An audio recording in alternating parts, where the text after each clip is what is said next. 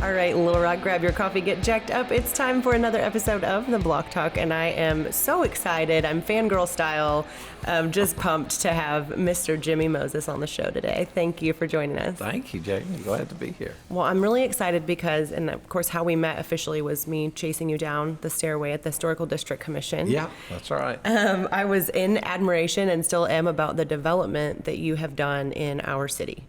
I love Little Rock. I'm not a native, but I have come to call it my home. It's my adopted home. And you have started, I mean, way back in the day, not that we're not that far apart in age, but you started a long time ago, putting your footprint and your handprint, and your family's continued to carry that tradition through the years. So tell me a little bit about growing up here and what led you in the beginning to do development and real estate. Yeah. Well, I was born here, and as I like to say, I'm the son of a Jewish merchant. And my dad had a store on Main Street called Moses Melody Shop. And people that are closer to my age than you are remember it because it was basically the only place in town to buy music, particularly records in that era, in the 50s and 60s. And being on Main Street was really great because he worked 6-7 days a week, and my time and experience with him was often in the store. So I would come downtown, and even as a little kid, I liked the store and I liked the business. And so I remember our city and our core and our Main Street as the very dynamic, vibrant place that it was as I grew up. And I think that literally entered my DNA at a very young age. My grandfathers both grew up here. One was a banker, the other one started the music company. And I had a special affinity for the city, and I think more importantly for what the city was like as it related to retail and the energy and vibrance of the downtown area. So when you grew up down here, I'm sure it looked far different than it does today. The landscape has certainly changed over the years. Was Main Street back then the place, or was this street here, now that Presidential Clinton Avenue, was this where people came to do all of their business and eat and play? Yeah, Main Street was it. The core of downtown Little Rock was Main Street from Markham to 10th, 11th, 12th Street, where the I-630 goes through today. And then Capitol Avenue was a vibrant street, but retailing was concentrated on Main Street.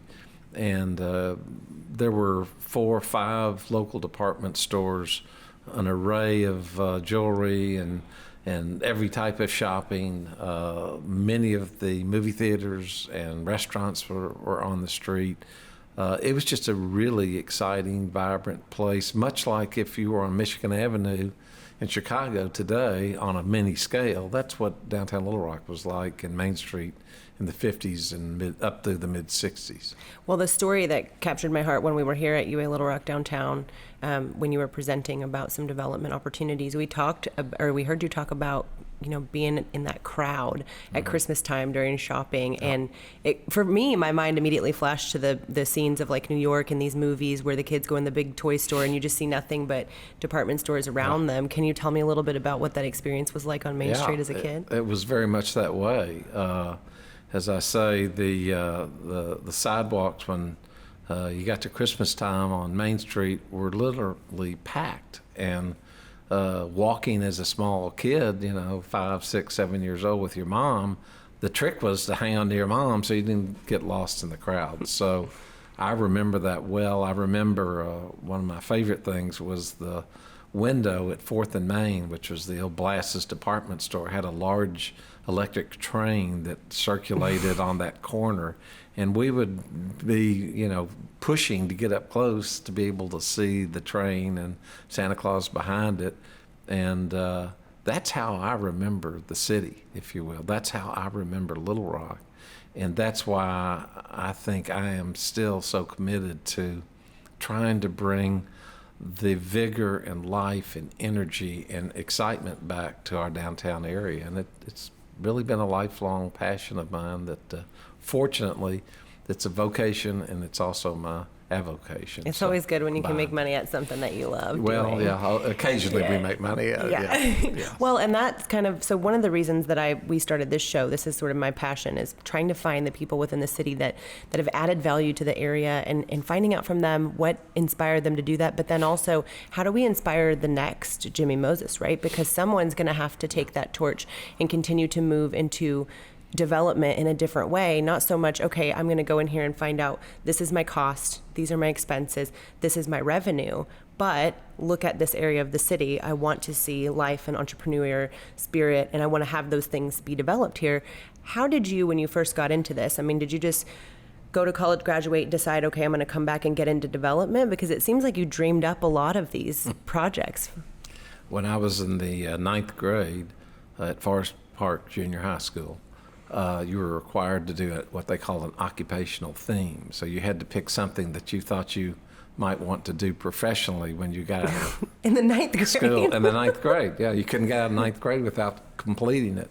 So I didn't write about being a merchant or a retailer. I did write about what I was beginning to get quite interested in even then, which was city planning. And so my paper was on being a urban planner or a city planner. And it was motivated largely because there were three wonderful architects in Little Rock that I knew largely because they were family friends, my parents' friends, Nolan Blass, Ed Cromwell, and Gordon Wittenberg. And they were the CEOs of the three prominent architectural firms. They were wonderful men. They all cared deeply about our city, and I got to know each of them. And in particular, Nolan Blass was really my mentor. And he would take me around as a kid, and we would eat at a place called the Canton Tea Garden, better known as the Chinaman's, which was in the 200 block of Main where currently there's a parking deck. And it was almost like you were going into Chinatown of a big city. It was sort of eerie, and they had these draperies that they pulled over the tables where you sat and ate. But it was the spirit of the city that they were captivated by, and they would talk to me about architecture and building and some ideas about how to make a city really work. And all of that just took with me, and I've been working on it ever since. So some of the bigger projects, and I had lunch with a mutual friend of ours earlier that I was talking to, and he was saying something about how interesting it would be to hear the story behind this development, because a lot of times, like I was talking about, developers are looking for, money on the other side. They're not always looking for the betterment of a city. And when you combine an investment with a passion, typically not only does it work, or most of the time does it work, but you also result in changing the character of the city around you and allowing people to really enjoy and find passion in those things that you've created. And so the Capitol Commerce Building comes to mind, and that's one of, kind of a catalyst for several other things that happened after, from what I understand. Yep. How did that project come together, and what inspired it? Well, that's a great question. We had been active since the early 80s in downtown redevelopment. The first firm that I was a partner in was called Allison Moses Redden. It was an architecture firm, and my two partners, John Allison and Rick Redden, were wonderful architects and friends. And I was the oddball. I was the real estate guy, the developer, if you will, kind of masked as an urban planner. And we developed a handful of interesting projects. Most of them were renovations of older buildings and adaptive reuse of places like the Heritage Center that still exists today and are still quite vibrant. But we got over in the late part of the 1990s when the River Market was beginning to really get some legs. We'd opened the Market Hall, and we had just finished the work on the Tough Nut Lofts building, which was our first real housing effort, if you will. We created 30 apartments in that building. Had no clue whether they'd work or not. This was a very derelict neighborhood, 3rd and River Market Avenue, in 1999 when we started. We finished that building, adaptive reuse. We put some shops on the ground floor. some space that we call live work, because we didn't know if people would live there, but maybe they'd work there. And within about 6 months, it worked really well, and we had the building full with the first real core urban dwellers. But I said to my partner at that point, we're 50 years old, and if we just rehab small buildings the rest of our time, the impact we're going to make down here is not quite going to measure up to what I have in mind. Right. So we said, let's start on bigger buildings, and the way to do that is to build new. And so the Capital Commerce Center was our first effort. We were able to get the Warren Stevens to sell us that building, and we built an office building, but on the ground floor, we like mixed use, so we put a restaurant and a bank, Arvest Bank and Vermilion Water Grill. And then we put 2 floors of condominiums, the first condos really in the core of downtown Little Rock that had been built. And before we finished the building, not only was the building leased up, but all the condos were sold. And so it was thrilling to see that, and that really kind of launched us into a whole different phase of development downtown. So did you just dream up? I mean, you like mixed use, right? But you'd never seen anything like that downtown. No, And it was unique. Right. So when you think about that, I mean, how do you put a project like that together? I mean, I know for me, I see big buildings all over town and I think, ooh, wouldn't it be great to have co-working space and you could put a yoga studio? I mean, great ideas are there, but what about getting the people, the commitments, finding the way to put it on paper, pricing out the price per square foot? I mean, how does that all come together? Did you do that on your own? Did you build a team to help you come up with the concept? Yeah, it's the team for us. I do things that make me excited. And as I said to you, I have this thing in my brain about our city being great again. It was once great. It is not great today, but it has the bones to be great, I believe.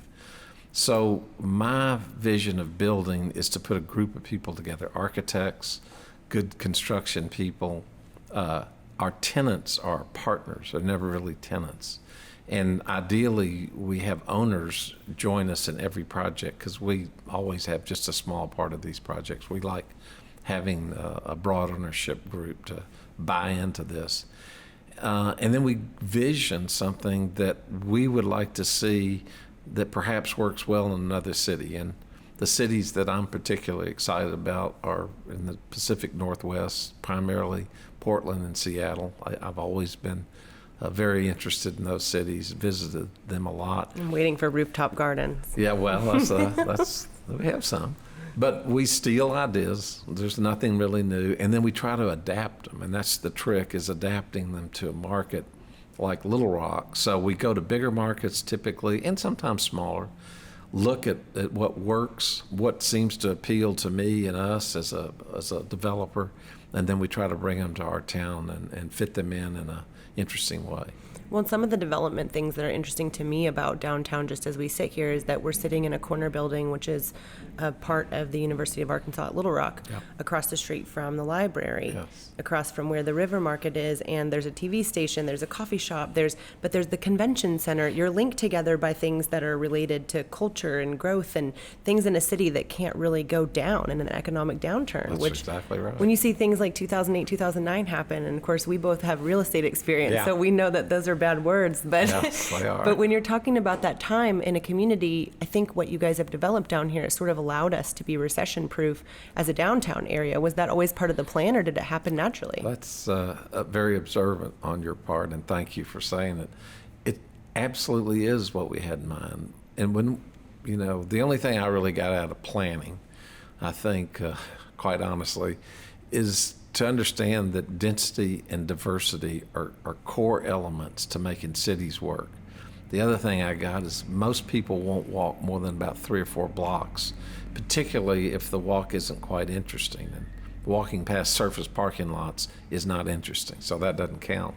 So when we started the planning effort for Clinton Avenue, which morphed into the River Market District, we said, what works? Well, it's not department stores. They were long gone. And you can't build around restaurants solely because they come and go. Mm-hmm. So, what is the anchor that might hold things together through a recession? And we came up with, and really saw this in other cities, it's the institutions. So the museums like the Discovery Museum and the History Museum, HAM, the convention center itself being nearby. And then, of course, when the opportunity came up to fight for and ultimately win the battle to bring the Clinton Center not only to Little Rock, but to be the east anchor of our River Market district, those were brilliant decisions that were community made. There was a group of us that worked on that, but it took an immense amount of people to kind of come together and coalesce. This library, Bobby Roberts is a great example. He brought the library into the River Market as an anchor, and those have really held us together and served us well, and they always will.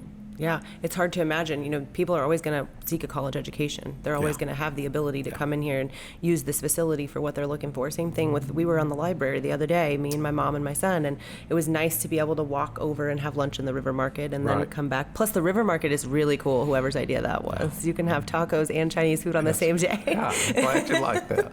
The River Market itself, the market hall, is modeled after, believe it or not, the Pike's Place Market in Seattle, which my wife and I visited in 1980, and on the trip back, I sketched on a napkin, literally, kind of my idea of doing something like that in downtown Little Rock, because we had a farmer's market. It was just on the back of trucks, on the hot asphalt, and we thought maybe we could take something like that and put it into a physical setting that's interesting, and it too could be a real anchor for a neighborhood, which is exactly what has happened with the market itself. Oh yeah, and the farmers market that takes place out there is huge. With Arkansas having such a major foot in agriculture here, it makes absolute sense, right? Makes sense. I'm waiting That's for someone to take the waste from the farmers market and build a kombucha bar, you know? Maybe it'll happen next year. Yeah, next time. Year. So that makes me ask another question. While we've been sitting here today, I've been watching trolley cars come up and down, or street cars, however I'm supposed to term that. Street cars. But I went on a tour recently, and it's kind of amazing that now they're free. I mean, now you can ride it all day long, and you can take tours around the city and find out things you would have never known about Little Rock. Those tour guides are amazing. They're great. What were your thoughts on the street cars, and how do they help us today?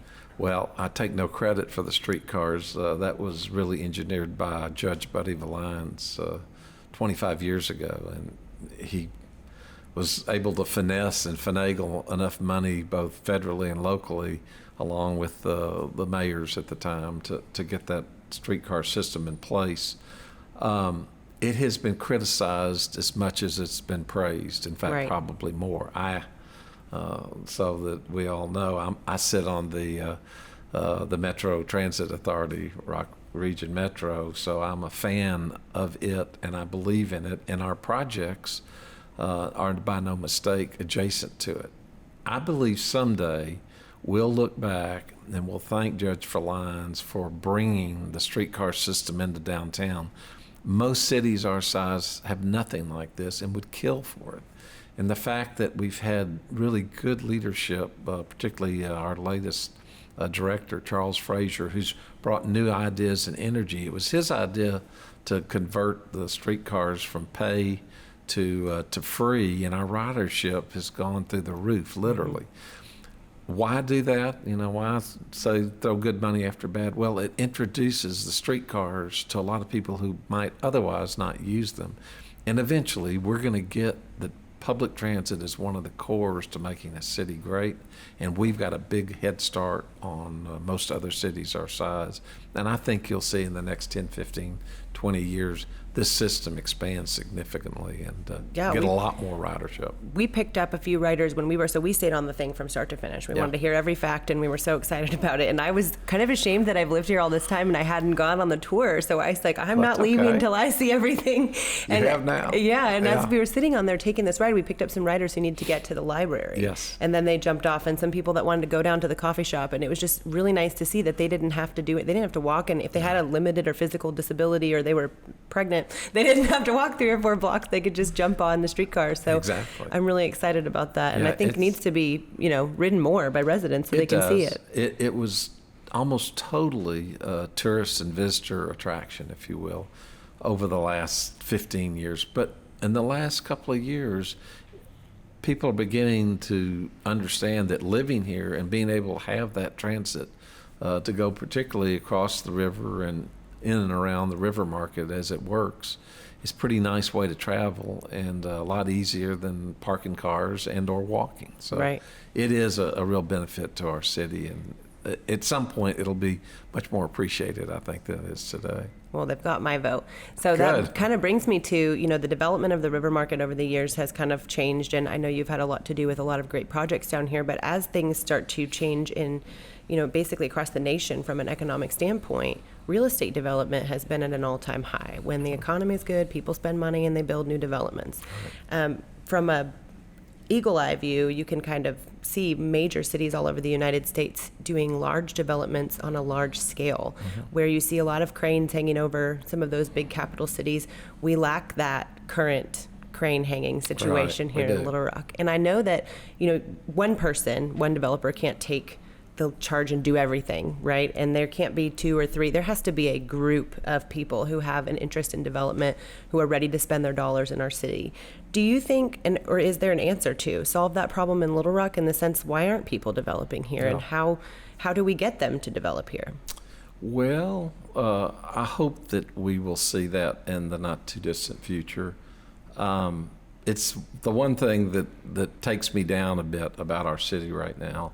If my mother were here, she would say, "Now don't go negative," because I have a love-hate relationship with Little Rock. I think you can tell about the love. We've been talking about it. Yeah. What bothers me about this city is our leadership, and I hate to talk about it because if I point to leadership, I start with myself. We're all, if we choose to be, can provide leadership in certain ways and in certain roles. So I'm not immune from my own criticism. I don't think I've done enough. I've been persuasive enough. I've invested enough to fully change the city like I believe it should change. Cities that are great typically have someone like me, quite honestly, who's in the real estate business, who grew up in the city, who's passionate, and they build. Yeah. That helps create a physical place, and that's important. What I missed out on is that we haven't filled the jobs and we haven't created the rationale to bring millennials not only back here, but back here to stay. Now, some do, but our lack of job development and growth comes from 2008. When the recession hit, and we don't reflect on this very much, not only did we have a terrible time with that recession in this city, but we lost Altel and basically Axiom that same time. That was a devastating blow to lose those two companies. We lost their leadership, we lost their investment and their money and their philanthropy, and God forbid we lost a lot of great, well-paying jobs. Yeah. We haven't recovered. There is no replacement for those companies today. The other thing that we must work towards, besides bringing and growing true 21st century companies in this city, we have a med center that has to develop into at least a regional, if not national, medical center. Right. We had a myeloma program here that was world class. We've lost it. It's seen its better days. I hate to admit that, but it has. I serve on that board. The board's no longer. And then lastly, and if there was one thing I would want to say to you and to anybody that would listen to me, is the biggest challenge we have in this city, and the way that I think we can get great quickly, is to take UA Little Rock and turn it into a great, great university. And it is far from a great university today. It has a raft of problems that have to be addressed. And it starts with the attitude that high school students have about not wanting to go there. Right. So I wish we'd all stop doing what we're doing, get together and figure out what to do to make UA Little Rock something great. And I think part of that vision will include a campus in downtown Little Rock, which is almost hard to get your head around, and the leadership out there looks at me when I bring that up. And I can think of plenty of parking decks. well, there are plenty of places we could that maybe we could replace do it. one of those. Yeah. But getting UA Little Rock onto the right track, properly endowed and funded, with at least one or two great programs is absolutely critical. If we don't do that, I don't think Little Rock will ever reach its potential as a great city. Right. I'm glad that you brought that up because UA Little Rock has been something, you know, I've watched people graduate from Central High School. It's an incredible institution. And I was talking with someone earlier today about how sometimes the students who are some of the best coders in the nation, I mean, it's an incredible talent pool. Yes. They'll graduate and they'll move off to Atlanta or Austin and they'll say, well, I'm going to make $30,000 more there. Yeah. But what they're not thinking of is they're also going to have $30,000 higher in living costs, Yeah. which they don't have. Yeah. In their backyard. Yes. So there's got to be a way to recruit them to stay at UA Little Rock. And also, I mean, the Jack Stevens Center was a great addition. Going there to watch basketball games is really fun, and it's a good time for your whole family. It's something that, how do we go out and you said it though, how do we get all these people together? I mean, kind of sounds like maybe a big block party. Well, it may be. You know, I think sometimes when you are struggling the most in life, it's at that point, your low point, that an epiphany occurs. I think maybe, and I'm not suggesting that Little Rock is desperate, but I do think that we are not keeping up with our fancier and our stronger neighbors, if you will. Right. And because of that, maybe this is a chance for us to really be more honest with ourselves about who we are, what we're about, and where we need to go. And I think, as I say, it starts with leadership, and the leadership needs to be exerted at UA Little Rock. And we're going to have to convince the Board of Trustees and the state of Arkansas legislature that we can have 2 or 3 great universities. It's not just about Fayetteville. I mean, if you live in Little Rock, I'm sorry I didn't go to Fayetteville. I had a chance to go to school out of It's state. okay, their football team is terrible. Well, it's not even that they're terrible. It's that they have a football team. Yep. It strikes me as crazy that one of our local television networks broadcasts the sports from Fayetteville every night.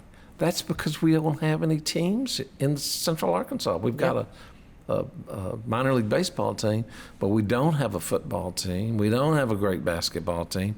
We've got to accept that the Razorbacks are going to play their ball in Northwest Arkansas, and we're going to have to create our own sports offering in the city that we live in, and that takes us again back to UA Little Rock. That's not the only reason that we need to work on UA Little Rock, but it's one of them. Well, and it fuels, like you're talking about, the millennial basis. I mean, they're Good. fueled by that. And it's one of the things, too, like our National Premier Soccer League team that just started a couple years ago here in Little Rock, they've grown very quickly because there's clearly an interest. There is. People want to get behind their city and they want to get behind their team. And if they Right. don't have a team, that's hard to do. So that makes a lot of sense. And it also makes me want to ask questions about UAMS, too, because UAMS is one of the nation's, I mean, we're talking, I think Cam Patterson said something like 65 or 70% of all practitioners at some point in their career cross through UAMS Yeah. to get some sort of education. Why don't Pretty they good. stay here? I mean, Well, that's incredible. They'll stay here if we build a great city. Right.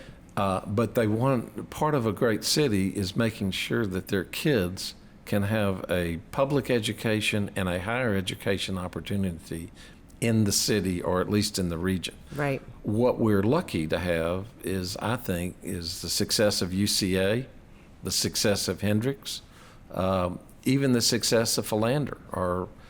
They are meeting with more success right now than UA Little Rock. So I don't want to waste all your time and mine talking about that subject, but I can't emphasize enough how important I think addressing that school and its future is to our future as a city. Well, and that adds a lot of value, though, because the whole point of this is to figure out where is it, your mind has essentially come up with and created some of the most prominent areas of the city. People can look at it and say, that was a Moses Tucker project. That was a Jimmy Moses idea. These things that have come out of your career have created for us something to take and move in a new direction. And that's, for me, from a real estate perspective, that's the reason I'm such a fan, is I've got to figure out a way to take some of the ideas I have about things like kombucha bars and ice cream thing. I want to open an ice cream restaurant where you can have mixed ice cream drinks and things like that. Like it. Millennials will come to things like that, but they also need co-working space. They want to walk in their community from space Right. to space.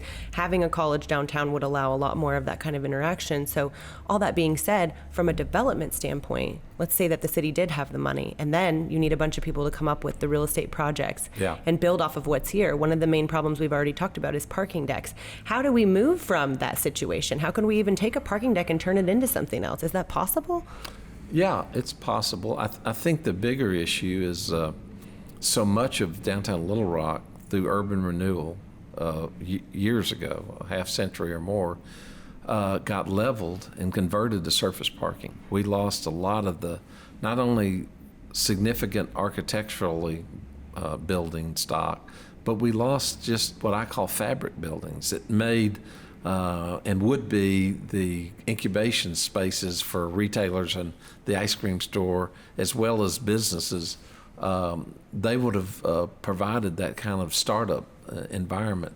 A lot of that's gone away, and that's why I'm interested not only in big building development, but also I love to build at a smaller scale as well. So we're involved in a lot of loft apartments and building some new housing downtown, which is exciting. But Jamie, the one thing that I would say to you and to anybody that might care to listen to our conversation today is you can't underestimate the value of one person and what that person can do to change a community, particularly one like Little Rock. That's what I like best about this city. That's why I came back, is that I could tell that, Seattle's fantastic, and even Nashville and Austin, have great things about them. But one person in those cities today, even a few years back, just couldn't have the impact that you can have in a city like Little Rock. So we're Right. big enough to have a lot of good things happening here, and I don't want to understate. We do have a lot of good things happening here. Mostly we have good people, Yep. quality people. And I think when people come and visit our city, they're really impressed. But it's about each of us and what we can do in our own areas in a lifetime. And I'm convinced, because I've had the chance to do it, that you can change a lot in 40 or 50 years. Just got to be focused, and you got to be like a bulldog. You got to bite the ankle, and you don't let go till you get it done. And more of that is what we need by lots of people, and this is the place to make it happen. Well, that means a lot to me because I'm going to try and be that one person. And I've Good. met a lot of people that have tried to be that one person or that could be that one person that have come through on the show and have shared their love for this city. And like you said, there's a lot of positive too. There's a lot of things that I see, even when it's a little thing. Like I noticed when Nexus expanded their coffee shop and they doubled in size, Yeah. they became even more of an attraction for they did. people like you're talking about who want to be in the city that can work from that corner coffee Yeah. shop. Was that exciting? I think you guys own that building, right? Or was that? Well, we manage it. We don't As I own it. say- The Melton family owns it. Yeah, but it's an incredible neat building, and that's a great. Amy took that building. She put a small idea together. She's taken it now to a different level, and she's a lot like you. Passionate about what she's doing, making her mark, and doing something great for the city. And that's really what it's all about. I mean, just 50, 100 more people doing that over the next 10 years. This will be a fantastic place. And I'm sure you're open to all of our questions, and we can come to Definitely. you and say, hey, we want to do this. You could be like the Shark Tank of the Little Rock development. At some point, your wisdom it rises and then it sort of falls off, and I'm trying to avoid a sharp fall off. I've never been that wise, but I am opinionated, and I do care about our city a lot. And Well, you've made that very love clear. to see it. You've made Love it to very see clear it. with your development. I mean, thank you. we want to see what else can happen from here. But I also had an interesting question that I thought, I was curious because I saw the Little Rock Chamber Yeah. and where it was located. And I know we have great representatives of the chamber that bring people in from other cities and try to entice them to be, residents here, to move here, move their companies here. Did the chamber building, was that a result of just continual development downtown, or why was the decision made to put it there? We made that decision. Good job. I wondered if you knew that. Not many people do. Paul Harville, who was the director of the chamber in the mid-'90s, as this area was really beginning to be talked about, but not much had happened, decided it was time to build a really nice chamber center. We didn't have anything like that. And he was having a hard time trying to figure out where to put that.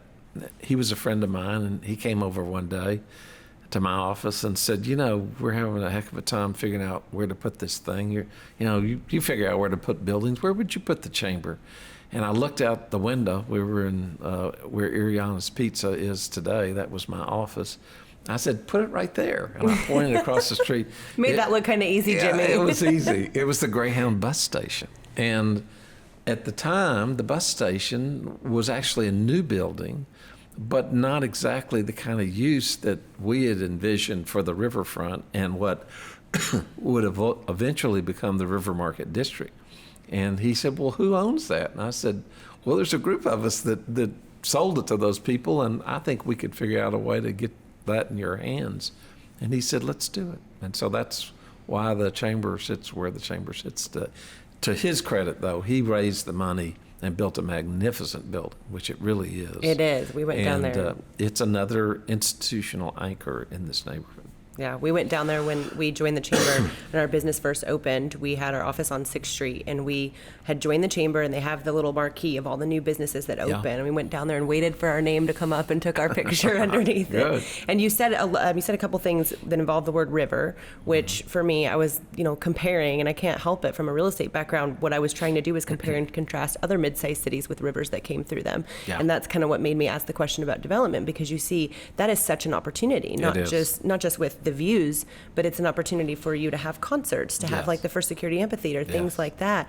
How else do you think we could play off of the idea of having a river? Are there any ideas left back there that you haven't pulled out quite yet? I don't know. Well, I'll say this. I think housing is so critical. The more diverse types of housing, both high-end condos all the way down to really lower and moderate income housing, is needed in a city so that sense of comfort for everyone exists. That's very important to me, and I think that's something to work on always. As to the river, we're building some apartments right now in the North Bank called The View. We're building a luxury apartment complex with all of the things you typically find in the suburbs. We're putting them in downtown Argenta. Really excited about it because not only are you going to be walking distance from Argenta and the River Market, but you get to really literally live on the waterfront, and immediately our pool literally touches the bike and hiking trail. So it's the first time that this has been integrated, private sector, into the riverfront and the river walk, and we're real excited. Well, it'll open late this year, and I think it may be the harbinger of future projects to come, better utilization of the river bank itself, getting people onto the water, kayaking, boating, literally, although the river's not the best place to swim, but it is not so dangerous anymore now that it's got the lock and dam system that you can't really get out on it and experience it. New Marina down east past the airport, and a development that's sort of on the edge of the East Village is nearing completion. So more and more people are going to have better access to the waterfront. And I think housing and entertainment will activate that and make it a bigger asset than it is currently today. Right. And when you say, of course, I can't help it, when you say East Village, that neighborhood, I'm going to want to ask about that, because also from a real estate standpoint, we're talking about Arkansas and Little Rock particularly having the opportunity zones in our area. And I think a lot of times what happens is it gets misconstrued into this, okay, we can all go flip houses now because we're in an opportunity zone. But that's not what the opportunity zones are there for. In fact, the money does have to come from funds in order to invest in those areas, correct? Well, the key really about opportunity zones is you have to go in, purchase land, set up your investment vehicle properly, and then through any kind of exchange dollars, you can invest in an opportunity zone project, and there are IRS benefits that span over 10 years. You can actually largely defer any capital gains indefinitely, which is a big thing to real estate investors. So we've done projects in the East Village. I hate to say this again. Just like our goal to save the city and build the city has always been really out there, making a lot of money has not necessarily been one of our goals, and we've achieved that, Yeah. But in the East Village, our projects, though they're located in the enterprise or zone there, we are not structured really to fully take advantage of it, but others will and can, and you will see more and more development both in Argenta and in Little Rock because of the opportunity zones being in place. Well, I think to your credit, though, you didn't set out to make money. You set out to make a difference and to change the city. And it is a different area now. When you go there, I took my team there this morning for breakfast. We had a team meeting at Fidel and Company. Yeah. My family and I eat at Catheads. We, Heifer's over there. There's a lot of things that people, that's the worldwide headquarters for Heifer International.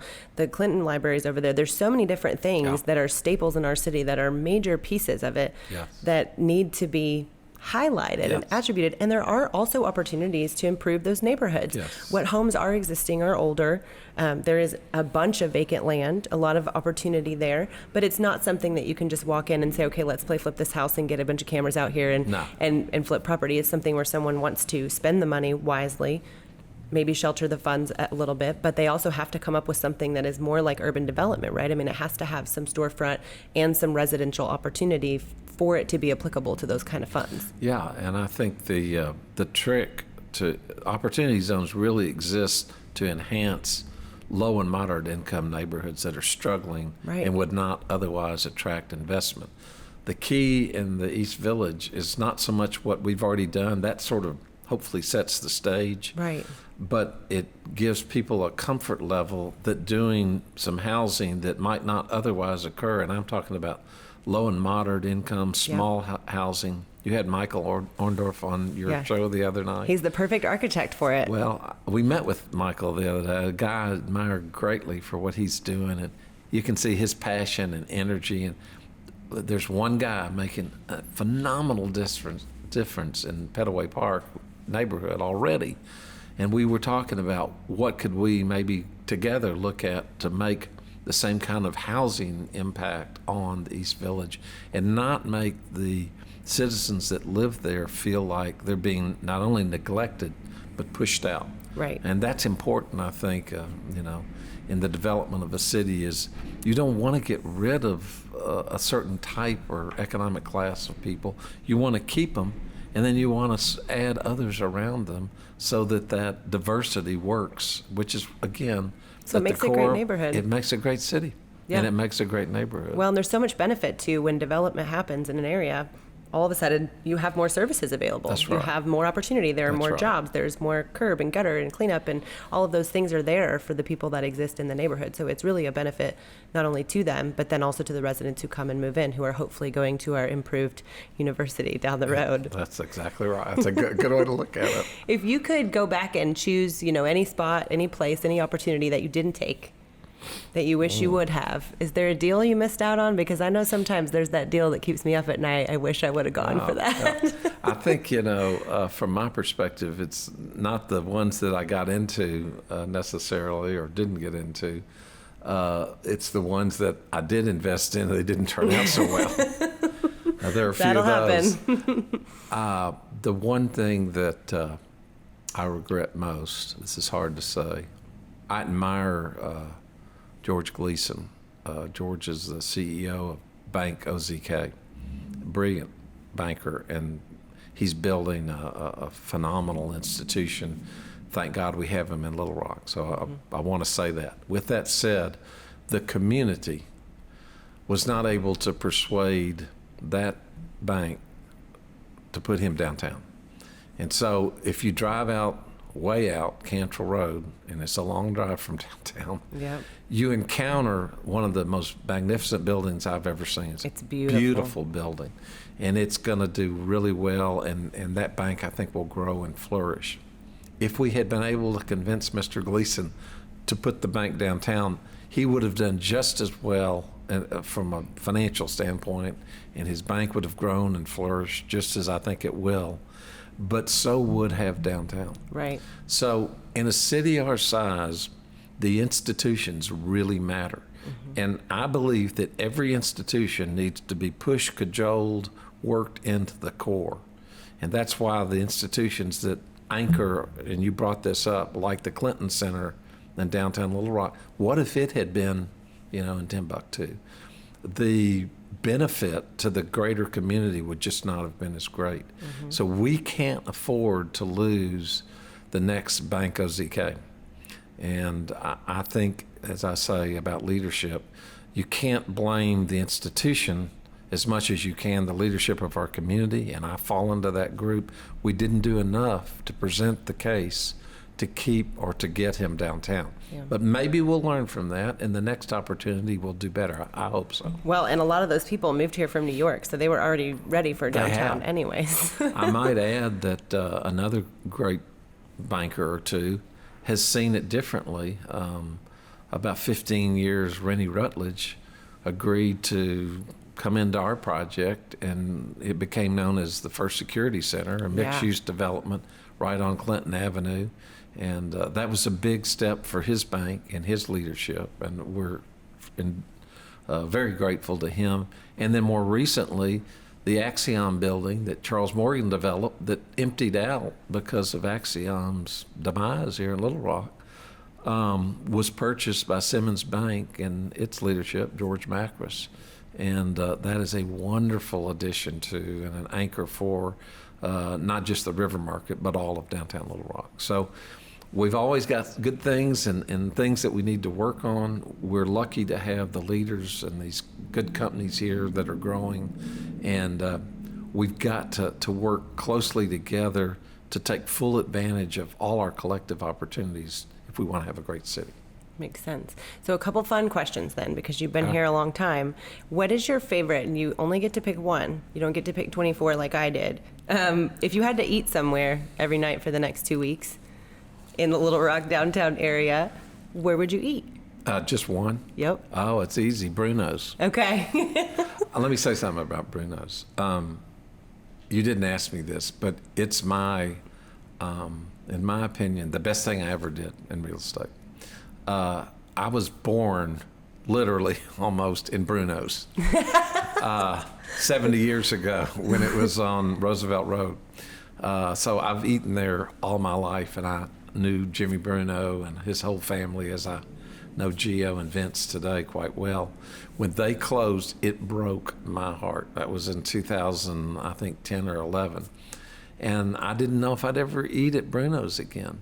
Thankfully, we were able to talk Vince and Gio into taking a massive risk by putting their new store in downtown Little Rock on Main, 4th and Main. And they took a leap of faith, and they did it. And that restaurant moving to Main Street, they get the credit, they deserve the credit for everything that's happened since then, because something great, something truly great wound up on that street, and you can see how it now has attracted 8 or 9 additional restaurants plus millions of dollars of development.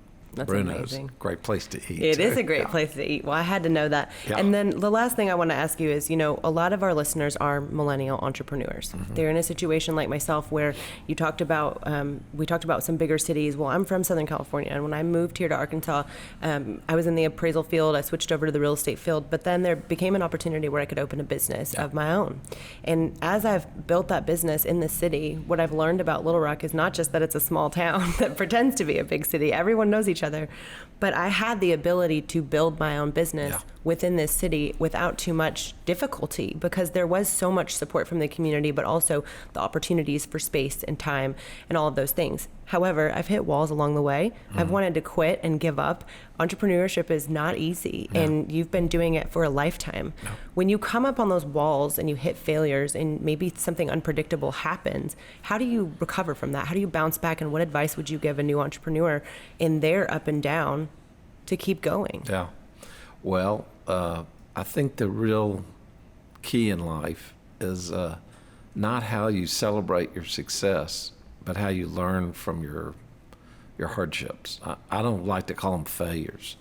I think, first of all, most of us have read this one way or another, but successful people can tell you about many of the projects, whatever kind of business they were in, that didn't go so well in their career.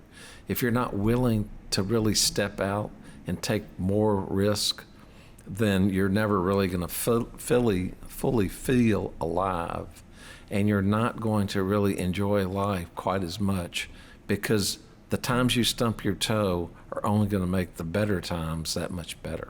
So I always say to myself, I know there are going to be times I'm going to struggle mightily, but I'm going to learn more from that. I'm going to take more away from that struggle than any great success I've had on anything, and I build from that. So don't quit, be persistent, and have a passion. If you're not passionate about what you're doing, you're not going to be as successful as if you're really passionate. So you can be passionate about anything as long as it's legal. Yeah.